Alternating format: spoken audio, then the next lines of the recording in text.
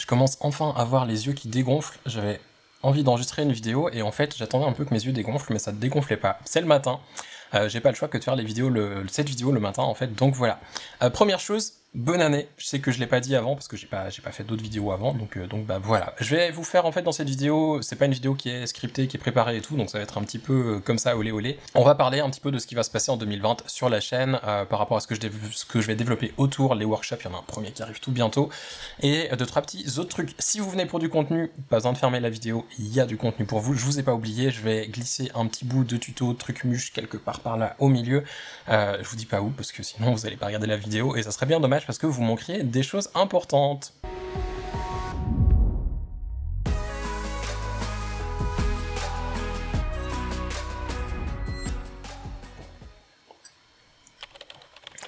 Il faut bien du café pour se réveiller quand même.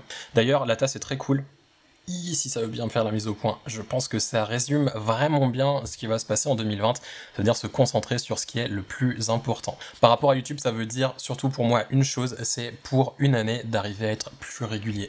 C'est-à-dire que j'ai jamais réussi sur YouTube à faire une année où j'ai fait des vidéos pendant toute l'année, et cette année, j'ai vraiment envie de réussir à tenir une certaine cadence. Je vais pas me fixer des jours précis, par contre, j'ai quand même envie d'arriver à publier entre 1 et 3 vidéos par semaine. Je pense que ça serait quand même assez cool d'arriver à être un petit peu plus régulier. J'ai vu là sur la fin d'année qu'en étant beaucoup plus régulier, c'est très intéressant, j'ai plus de retours, j'ai plus d'engagement, c'est motivant à faire du contenu aussi. C'est du contenu aussi que j'ai fait en fin d'année qui me plaisait beaucoup plus que ce que j'ai pu faire jusqu'à maintenant avant. Il me manque encore la partie retouche que j'ai envie de réintégrer gentiment petit à petit. Mais je pense que c'est assez cool si j'arrive à tout mélanger et à faire un petit peu de tout. Aussi des choses qui seront peut-être un petit peu plus générales pour du plus grand public, une audience un petit peu plus large que juste les photographes. Mais on verra tout ça en cours d'année pendant 2020. J'ai pas mal d'idées comme chaque année, mais on verra ce qu'on arrive à faire petit à petit. En tout cas, je vais continuer comme je l'ai fait là en fin d'année, c'est-à-dire d'être un petit peu plus régulier, et aussi de faire du contenu différent, avec des formats plus longs, avec des formats où j'invite des gens, comme Julien Prouzès, qui était venu pour parler de ses actions. Ensuite, on avait une vidéo de lui pendant le salon de la photo. Plusieurs choses comme ça, où j'ai envie d'intégrer un petit peu des nouvelles choses, des nouvelles personnes aussi sur la chaîne, pour arriver à développer un contenu qui est plus intéressant, et je pense qu'il vous plaira. En tout cas, j'espère que ça vous plaira. Moi, je suis hyper motivé pour 2020. J'ai envie de faire du contenu. J'en ai pas fait en tout début d'année parce que c'était un petit peu compliqué avec tous les projets que je devais finir. J'avais des choses à finir pour pouvoir maintenant me concentrer un peu plus sur ce qui va se passer en 2020. Donc voilà. 2020, il va se passer d'autres choses aussi, un peu en lien avec la chaîne, mais en dehors de la chaîne. La première chose, ça va être des workshops en personne. Il y en a un tout premier qui arrive là, tout de suite, tout bientôt, dans moins d'un mois. Un petit peu plus d'un mois en fait. Le 15 et 16 février, ça va se passer en Suisse, à Beauvais, c'est tout près de Neuchâtel, c'est à 1h30 de Besançon. Ça va se passer sur un week-end entier de manière à ce que si vous venez de l'étranger, vous puissiez aussi justifier le truc et que vous puissiez rester, parce que sur un jour, je sais que c'est des fois un peu compliqué. Ça va se passer un samedi et un dimanche, donc que vous soyez pro ou pas pro, il y a moyen de venir. C'est pas en semaine, c'est pas limité aux gens qui peuvent arranger leur agenda un peu n'importe comment comme ils veulent. Donc voilà, samedi et dimanche. Et le format est un petit peu particulier.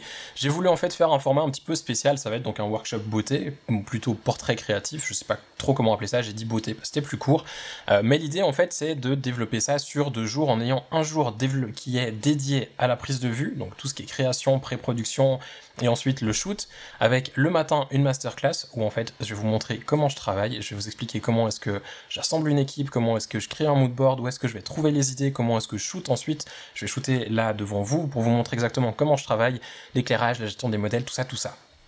Ensuite, l'après-midi sera sous forme de workshop, donc le matin c'est limité à 20 personnes, l'après-midi à 8, et l'après-midi, bah, ça sera à vous de shooter, en fait vous aurez 2 sets où vous pourrez shooter librement avec des modèles tranquillement. Le lendemain, c'est la même chose, même principe, dans le sens c'est pas la même chose, mais c'est le même principe avec une partie le matin. Je vais vous parler en fait de post-production, je vais vous présenter mon flux de travail du début jusqu'à la fin, en vous donnant aussi des astuces pour accélérer ou pour être plus précis sur certaines zones, certains trucs à travailler, en fonction de ce que vous faites en fait quand vous travaillez. Et l'après-midi, ce sera par contre là de la pratique, donc vous aurez soit les images, si vous étiez là le samedi, que vous pourrez retoucher, donc les images que vous avez faites. Si vous n'étiez pas là le samedi, je pourrais vous donner des images que moi j'aurais fait le samedi, ou alors encore mieux, vous prenez des images que vous avez fait sur un projet, sur un shoot, pour un client, peu importe, et vous pouvez les retoucher. Moi, je serai dispo pour vous aider si vous avez des questions, des trucs que vous n'avez pas compris, des trucs qui sont très spécifiques à votre manière de travailler, à votre flux de travail, ou alors aussi, ce qu'on pourra faire, c'est une critique de vos retouches ou de votre portfolio, si vous souhaitez faire ça. Ça laissera aussi du temps, parce que ce sera limité à 8 personnes. Donc il y aura soit réparti plus ou moins une demi-heure, un petit peu plus d'une demi-heure chacun, ou alors simplement répartir des questions par-ci par-là. On verra un petit peu en fonction de vos envies sur le moment, le jour du workshop pour cet après-midi-là. Vous trouverez toutes les infos par rapport à ce workshop sur store.quentindescaillet.com. Sur la rubrique workshop, j'ai mis tout le détail. C'est le premier workshop.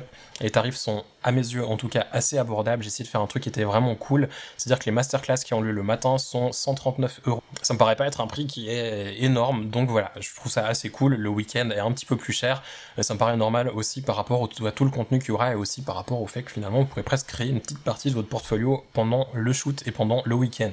D'ailleurs, par rapport à ça, il y aura peut-être encore un événement qui se passera le samedi soir, je suis pas encore sûr, on verra, ça sera une conférence avec entrée libre, juste inscription mais gratuite, on verra. Ça, si ça se passe, je vous l'annoncerai aussi lors d'une prochaine vidéo, je pense que ça se met en place, ça se mettra en place petit à petit d'ici une petite semaine où je vous en reparlerai tranquillement dans une vidéo ou juste au milieu d'une vidéo glissée comme ça. Pour ceux qui n'auront pas la chance de venir à ce workshop parce que bah voilà, vous êtes déjà pris, parce que les autres excuses de c'est trop loin ou ça, je les accepte pas, la seule excuse c'est parce que vous avez déjà quelque chose, autrement vous êtes obligé de venir.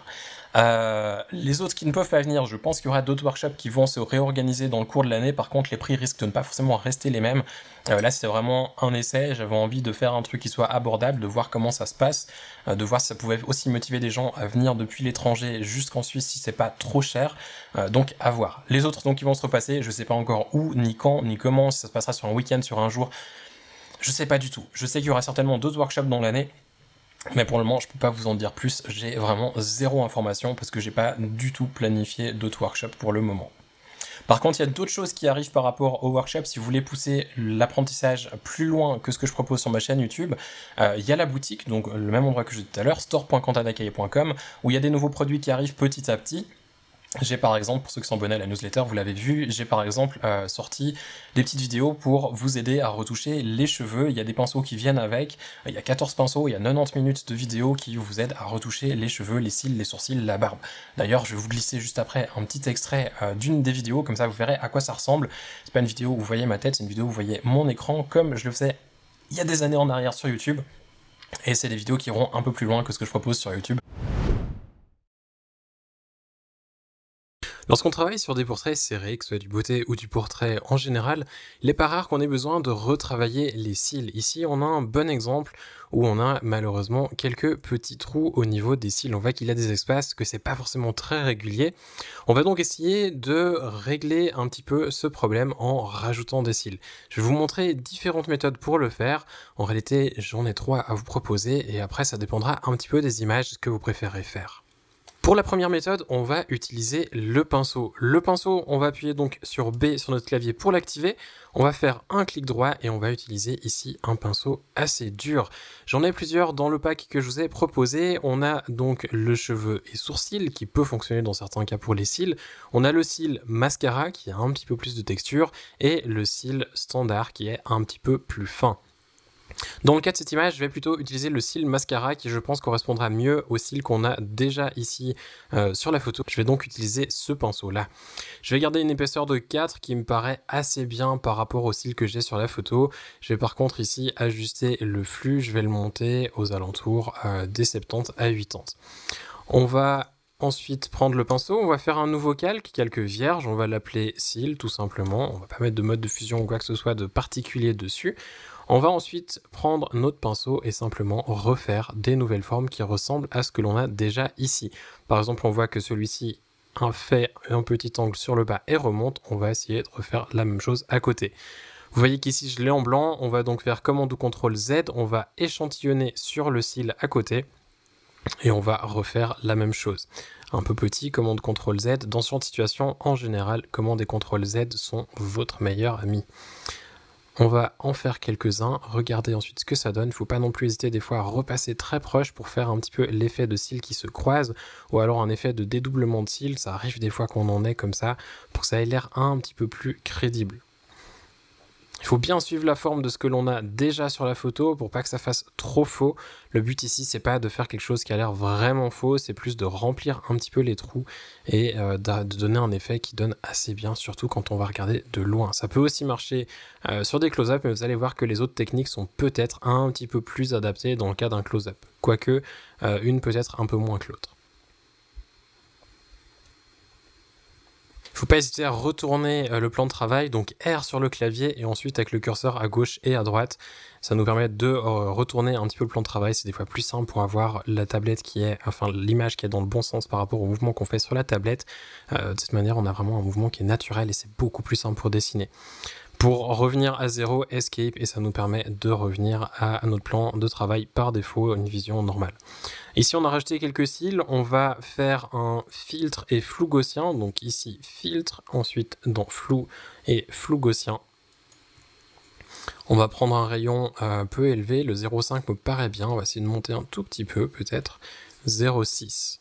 Ça me paraît assez bien. Si l'effet n'est pas assez marqué, peut-être qu'il y a un petit peu trop de transparence suite au flou gaussien, on peut toujours dupliquer le calque. Ça nous permet de donner un petit peu plus de contraste à notre cil. On va par contre pas le laisser à 100%, de manière à pas non plus complètement enlever l'effet du flou gaussien. On va peut-être le passer à 50. Donc ici j'appuie sur V pour l'outil de déplacement. J'appuie sur la touche 5 pour avoir 50% d'opacité. Vous voyez que ça le change ici sur le calque.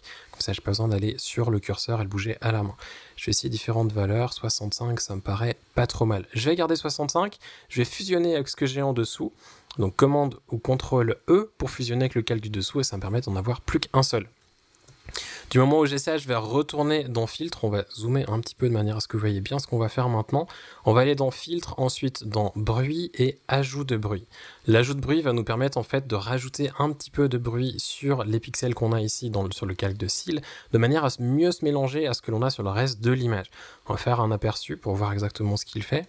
On voit que c'est très léger, mais ça rajoute un petit peu de bruit sur le bout de certains cils et ça permet de donner un peu plus de crédibilité aux cils qu'on a rajoutés. Ça a l'air un petit peu plus authentique. On va dézoomer, on va faire un petit avant-après, donc ça c'était avant et ça c'est avec les cils.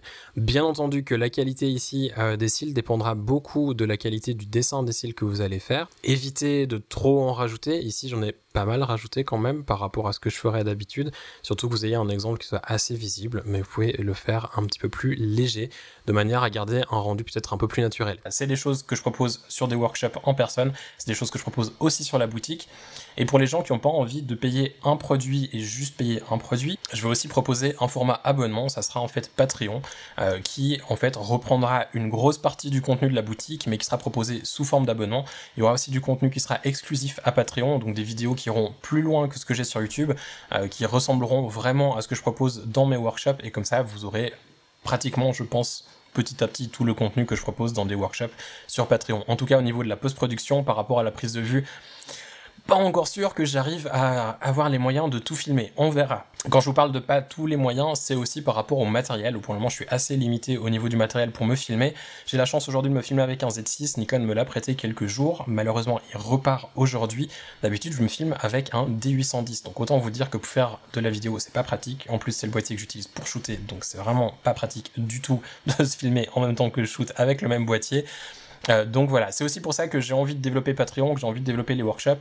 C'est pas forcément pour pouvoir proposer du contenu payant à tout prix, c'est plutôt pour pouvoir développer en fait le contenu que je vous propose. J'ai envie d'avoir un petit budget mensuel que je peux réinvestir dans la création de contenu pour arriver à vous proposer du contenu supérieur et différent, parce que sans avoir un petit peu plus de matériel, il y a des choses qui vont être vraiment compliquées à faire. J'aimerais aussi pouvoir engager du monde sur certaines petites productions de manière à vraiment pouvoir aller plus loin et proposer des choses qui sont vraiment cool. Mais ça, malheureusement, sans moyens monétaires, ça va être compliqué. Donc voilà, c'est un petit peu l'idée de Patreon, de la boutique, des workshops, tout ça, c'est d'avoir un petit peu des sous qui rentrent de ce côté-là pour ensuite créer un budget pour réinvestir dans YouTube et vous proposer du contenu différent, ou bien aussi sur Patreon pour certaines choses, on verra. Par rapport à Patreon, je sais que la plateforme est en anglais, mais tout le contenu que je vais mettre dessus est en français, donc même si vous parlez pas bien anglais, ça va pas être un gros souci, il y aura juste l'inscription en anglais. Vous retrouvez toutes les infos par rapport à Patreon juste en dessous en description, patreon.com/Quentin Desgaillet, comme sur YouTube. Il y a différentes formules et vous pouvez faire juste un mois si vous en avez envie, vous pouvez faire 1 année, 2 ans, 3 ans, comme vous voulez. Il n'y a pas de limite en fait d'abonnement. D'autres choses qui vont arriver par rapport au contenu, il y aura plus de gens qui vont intervenir sur la chaîne. J'ai presque envie même de développer un podcast, on va voir dans quelle mesure ça va être faisable. Je pense que ça va arriver ça assez vite, courant peut-être même déjà en janvier, mais sinon février, je pense que ça va gentiment se développer avec d'autres personnes qui vont intervenir sur la chaîne. Il y a des photographes qui vont certainement venir me rejoindre en Suisse pour shooter des trucs. Il y a des personnes avec qui j'ai été en contact lors du salon à Paris et avec qui je vais aussi certainement faire des vidéos, on verra. Par rapport au prochain contenu que vous pouvez attendre, je vais refaire un petit peu de test matériel parce que je sais qu'il y a eu pas mal de retours l'an dernier par rapport au test de tablette graphique que j'ai fait, et suite à ça en fait les retours c'était c'est cool mais il y a beaucoup de tablettes graphiques standard, qu'est-ce que ça donne sur un écran? J'ai donc contacté Wacom, le standard, et Ouyon, une marque pas trop chère qui serait même très abordable, et comme ça je vais pouvoir vous présenter un petit peu chacun des produits dans des vidéos différentes et vous parler un petit peu de l'avantage de travailler sur une tablette avec un écran. D'ailleurs la Wacom c'est la Mobile Studio Pro, comme ça je vais pouvoir vous parler même de travailler sur une tablette mobile où on n'a même pas un ordinateur, donc ça va être cool, on va pouvoir parler un peu des deux. Il y a aussi le livre de Joël Verbruge, un des livres de Joël Verbruge que j'ai fini de lire qui parle de business, de droit, tout ça, et ça je vais vous en parler tout bientôt parce que je pense que c'est un truc très intéressant. D'ailleurs il faut que je la recontacte pour faire une vidéo avec elle, je pense que ça serait vraiment très cool sur la chaîne de pouvoir parler avec elle et de proposer du contenu qui va un petit peu plus dans le droit, et ça je pense que ça serait très très cool. D'autres choses qui vont arriver, il y aura des vidéos que j'ai fait en fin d'année que j'ai pas encore fini de monter qui parleront de lumière, il y a des choses qui vont arriver qui seront de la retouche, il y a aussi les sessions d'édition de retouche de vos photos qui seront à mon avis certainement un rendez-vous mensuel que je vais varier en fonction du je vous présente la retouche de A à Z où je vous explique juste ce que j'ai fait, ou alors des critiques, ça variera un petit peu de mois en mois, et je vais essayer de faire en sorte que chaque mois il y ait quelque chose à gagner pour certaines personnes, ou en tout cas une personne qui participe à ces sessions. Donc bah voilà, d'ailleurs c'est la vidéo que je vais enregistrer juste quand j'ai fini celle-ci pour vous la proposer dans la foulée d'ici quelques jours. Je crois que j'ai fait le tour.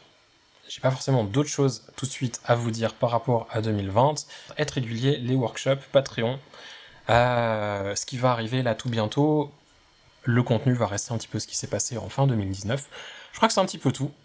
Et il y aura aussi certainement des lives aussi qui vont continuer à se développer, comme j'en ai fait quelques-uns en fin d'année. Mais à part ça, on verra, ça va évoluer au fil du temps. Je vais en rester là, je vous souhaite de passer une toute belle journée, je vous dis à bientôt dans d'autres vidéos. Ciao!